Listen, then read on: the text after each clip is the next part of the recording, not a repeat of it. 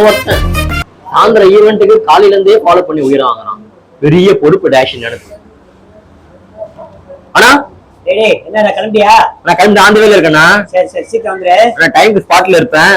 நான் என் பெர்ஃபார்மன்ஸ் பத்தி உங்களுக்கு தெரியும்ல, கலக்கிறோம் தூள் பண்றோம். சரிடா சரிடா, நீ வா முதல்ல. சரி வந்துடுறேண்ணா.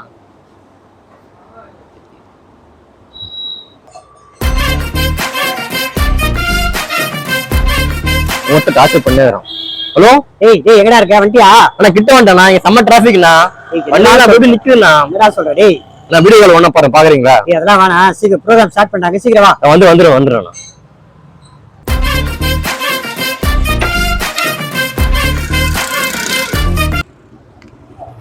எங்கடா இருக்க? நான் பார்க்கிங் வந்துட்டேண்ணா. 2 நிமிஷம் வந்துடுறேண்ணா. வா வா வா வா. ஆனா கொஞ்சம் லேட் ஆயிடுச்சுண்ணா, அதை பண்ணிடலாண்ணா.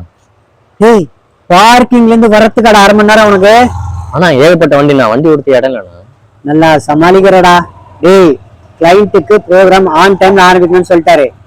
உன் ஸ்டார்ட்டுக்கு இன்னொருத்தனை சொல்லிட்டேன். அவன் சுமாரா தான் பண்றான், இருந்தாலும் டைமுக்கு பண்றான். இதை பாடுறா, திறமை இருந்தா மட்டும் பத்தாது, நேர்மையும் நேரம் தவறாம இருந்தாதான் எந்த ஒரு தொழிலுமே ஜெயிக்க முடியும். புரியுதா? ஆரம்ப காலத்துல கெஞ்ச வேண்டியது அண்ணான்ட்டு, கொஞ்சம் வளர்ந்த உடனே திமிரு காட்ட வேண்டியது.